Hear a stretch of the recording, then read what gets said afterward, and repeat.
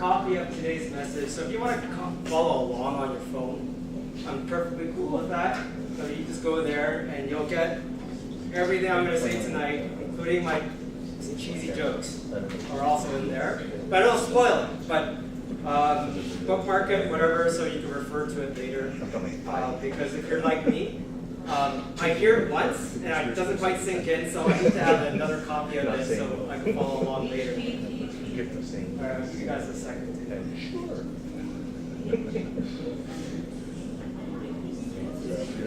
Alright, you good? In there?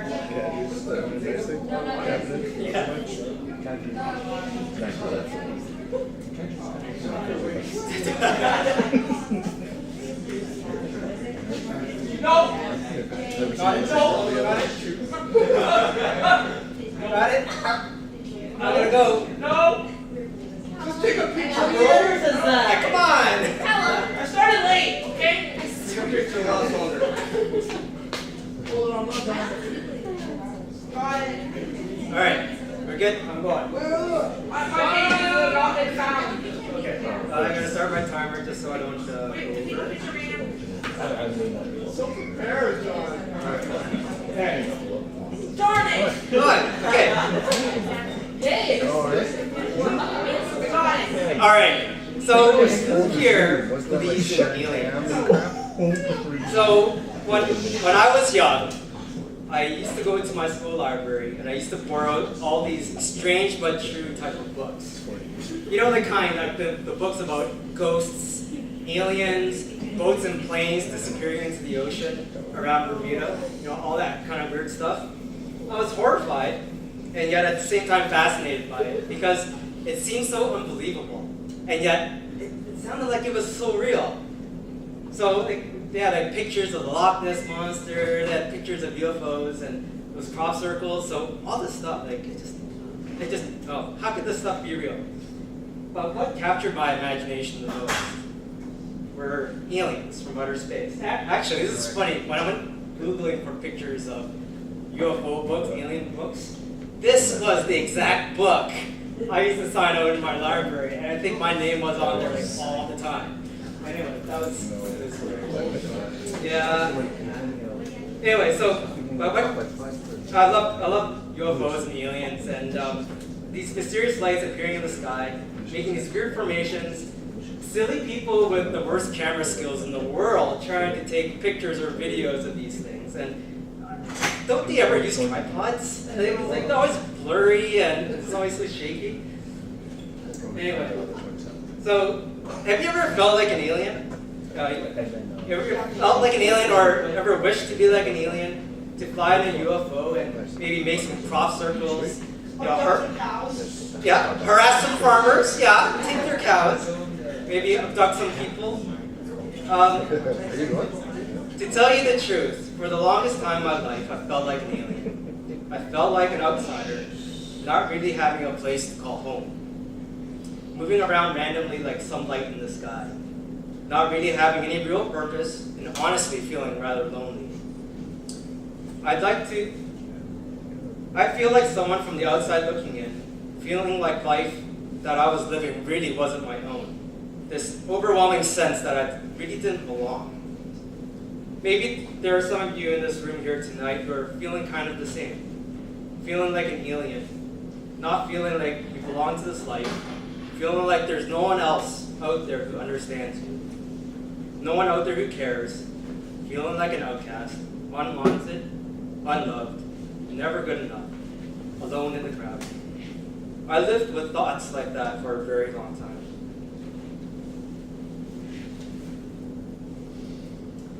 But Scripture says this, for the body does not consist of one member, but of many. And if the ear should say, because I'm not an eye, I do not belong to the body, that would not make it any less a part of the body. But as it is, God arranged the members in the body, each one of them, as He chose. If all were a single member, where would the body be? As it is, there are many parts, yet one body.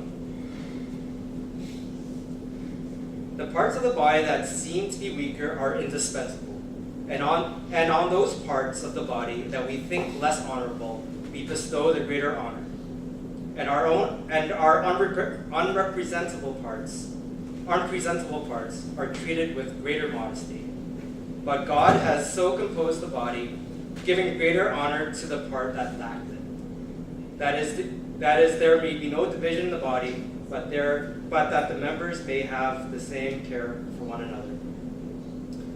So, in other words, God made you and me for a purpose. Every person in the body, God has put there intentionally. Scripture says that God has arranged the members in the body as He chose. That means He put it there on purpose. He also made everyone unique and special. It says that there are many parts, but we're not all arms, we're not all eyes, we're not all feet, but we all are a unique part of the body that God has designed. This also means that we're not made to conform to what society tells us to or what our circumstances tells us. No one else in the world is like you, and God made you this way for a reason. Maybe you're feeling like a bit like that ugly pinky toe, and maybe the people in your life are telling you to be more like an arm. But God made you to be that pinky toe, and there's a good reason and plan for that, even if we don't fully understand it or see it. God says the parts that seem weaker are indispensable. You may feel like you're insignificant and worthless, but nothing is insignificant and worthless if God has a purpose for it. So, when I was doing a little bit of research for this message, I've heard this many times before, and I've heard it preached by many different pastors in the past. And I seriously think there's like a secret club of pastors out there. They have like their favorite passages of the week, and they share it like something like a Spotify playlist. And I think this one must be in the top 10 for like, I don't know how many decades. But as many times as I've heard this message before, there's something I never noticed until preparing for this today. And it's tucked away in there in verse 23 up there. And I'm going to say the line, and I want you guys to maybe, if you could take a guess as to what stood out to me. So it says there, those parts of the body that we think less honorable, we bestow the greater honor, and our unpresentable parts are treated with greater modesty. Anyone want to take a guess what jumped out to me? No? All right. Let's Sam. I know the answer. You know the answer? I read your script. Oh yeah. Okay. That's true. Okay. You cheated. So it's right there, right in the middle. Let's see. It says, we bestow the greater honor. And for me, these 5 words, which I've never noticed before, have completely flipped this whole passage on its head. Does it say that they bestow the greater honor? Or that Jesus bestows the greater honor? No, it doesn't. It says that we, meaning us, all of us, including Thomas back there, bestow the greater honor. So, what does this even mean? The word bestow.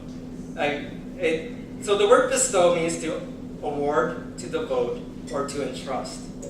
In the Middle Ages, it would have been a word that you would use to describe someone who becomes a king. So all the responsibilities of running a kingdom, or someone very important, all that responsibility is awarded, entrusted, or bestowed upon that person. So put it another way, it's sort of like when Princess Leia gave Luke and Han those medals for blowing up the Death Star. It's like all the hopes and dreams of the Rebel Alliance were resting on their shoulders now. Like, no pressure, guys. So, we usually bestow power and honor upon those who are worthy. You just don't bestow kingship to some random poor peasant. Usually, the important and popular people are the ones who get this kind of honor. But Apostle Paul says, those parts of the body that we think less honorable, we bestow the greater honor, which is the complete opposite of what you would expect. He's telling us that those of us who are feeling like at the bottom, lost and forgotten, should be held in high esteem. And those of us who are feeling like at the top should be the ones helping those people out. So, if Pastor Sam over there is feeling kind of battered and bruised like a stubbed toe, it's our job as the functioning parts of the body to massage his toes, clean out his toe jam, and spray on some Axe body spray. But here's the thing. Sometimes we don't want to be cleaning Pastor Sam's toes. What? Those less honorable parts of the body are stinky and weird.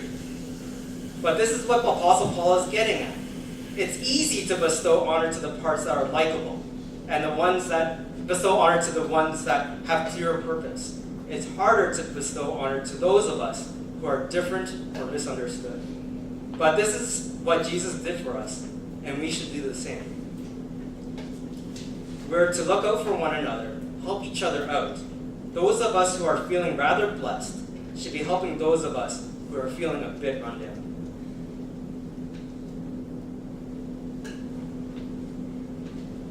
But sometimes it's hard to feel much like a part of the body.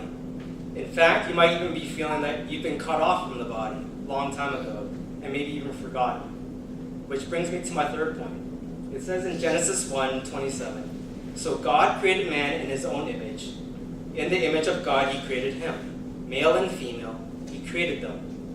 So let that sink in for a second. So all of you, your feelings of uselessness, your clumsiness, your failures, your feelings of insecurity, it was all made in the image of God. But what?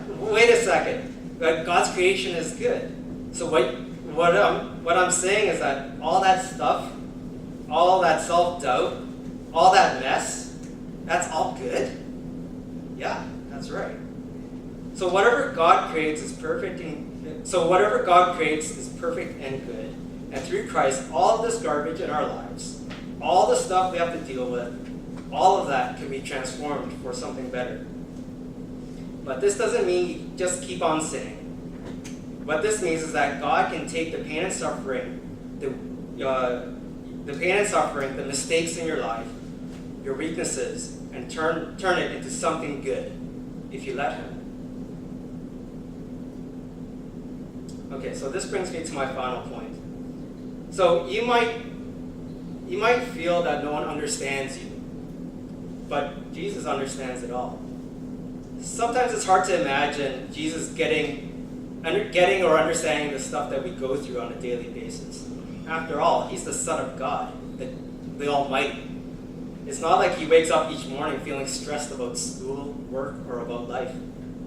But in Matthew 26:36, we see Jesus that is fully human, just like us.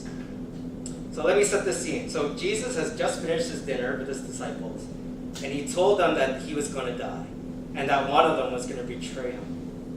So it's nighttime, and he takes 3 of his most trusted friends, Peter, James, and John, into the garden.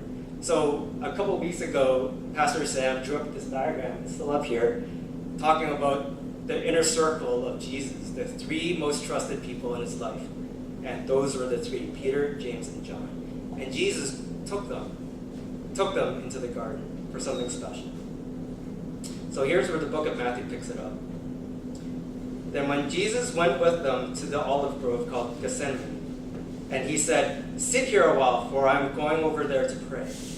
He took Peter and Zebedee's 2 sons, James and John, and he became anguished and distressed.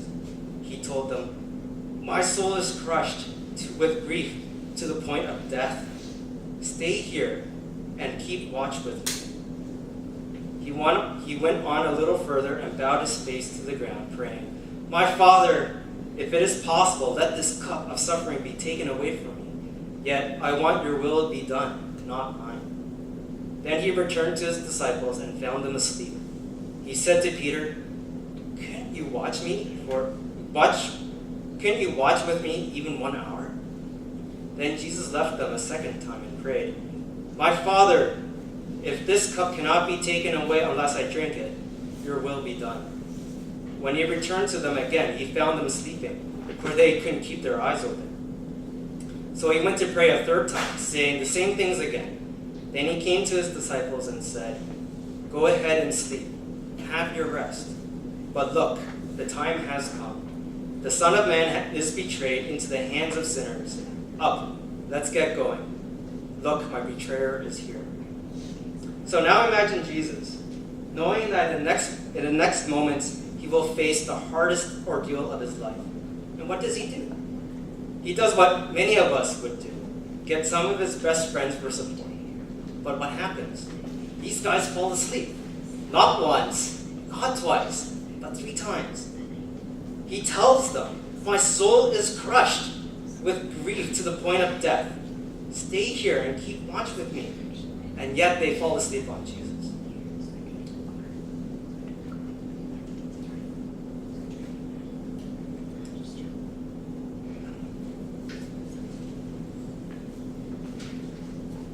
So Jesus in his most desperate hour, surrounded by his best friends, and yet he is utterly alone.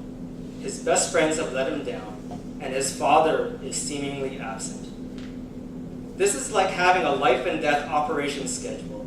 You call up your friends and you ask them to be there at the hospital with you.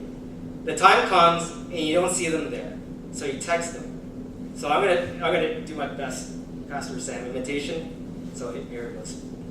Yo, I'm going in for my op in 5 minutes. Where is you at? Sorry, dude. Hot Topic has a sale today on those Game of Thrones bobbleheads. Gonna have to bounce. Oreos? I gotta work on that, I think.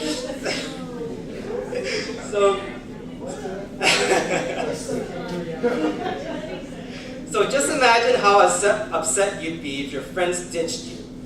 Now imagine that times 1,000. I mean, Jesus' friends were already there. All they had to do was drink some Starbucks and stay awake with them. But in the end, Jesus was alone when the betrayer came to arrest him. So if you're feeling sometimes that Jesus just doesn't understand what you're going through, just imagine Jesus in that garden that night with his friends. Jesus knows what it's like to be betrayed. He knows what it's like to be rejected and alone. He knows what it's like to feel sadness and disappointment. Feeling a bit misunderstood? Feeling a bit like an outsider? Feeling like you're meant for a different way of life? Jesus understands. Jesus understands because he went through it all. But you know what? God decided to build his kingdom on the biggest outcast of them all, Jesus. That's right. God built his eternal kingdom on the person that was rejected by everyone. God had a plan for Jesus on earth, and God has a plan for you too. So if you're here today feeling a bit beat up, feeling a bit lost, feeling like no one understands you, hold on to these truths. Oh yeah, I've got this. This is a picture of Jesus going to the garden. This is 3 buds. Yeah, those guys couldn't stay away. Did they have coffee back then? Just the beans. Just the beans? They could have chewed the beans in this. But anyway, so hold on to these truths. 1, you're part of the body. You're part of the body. God has a purpose for you. Believe in that with all your might. You may feel insignificant now, but God has a plan for you. 2, being part of the body means that you're not alone.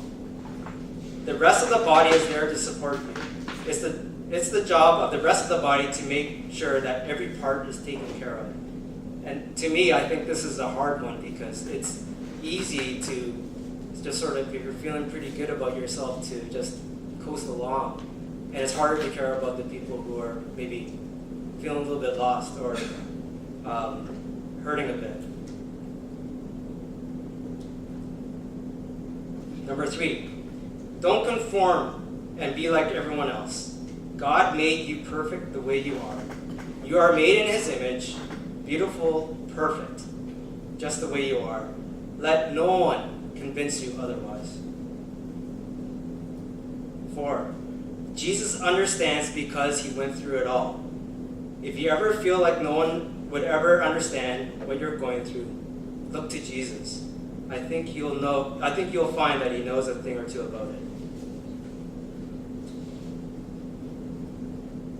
So if you're going through this life feeling like an alien, moving aimlessly place to place, feeling detached and watching from the outside, there's someone who understands. His name is Jesus, And he's saying this to all the outcasts and aliens out there. Welcome home. So I'm going to close in prayer. Lord, thank you so much for this night, that we have an opportunity to gather together and hear you speak into our lives. There may be some of us here tonight who may be feeling a bit lost, whether it be because of circumstances in their schools, home, or elsewhere. Lord, I just pray that you be with these people. Help them realize that they're part of the body and that they have meaning and purpose. Give them peace despite the uncertainty. Let them hold fast to your plan and promise. Also help the rest of us to be good members of the body. Let us support those of us who need a hand, an attentive ear, or a kind word. Remind us, Lord, that in this life, all of us, no matter where we're from and what we've done, we're all aliens to this world. Your desire for us is to be united with you in heaven, where uncertainty, doubt, loneliness, and suffering is wiped away by your all-encompassing love. Please be with us for the rest of this night and the time we have in our small group. We pray this in your name.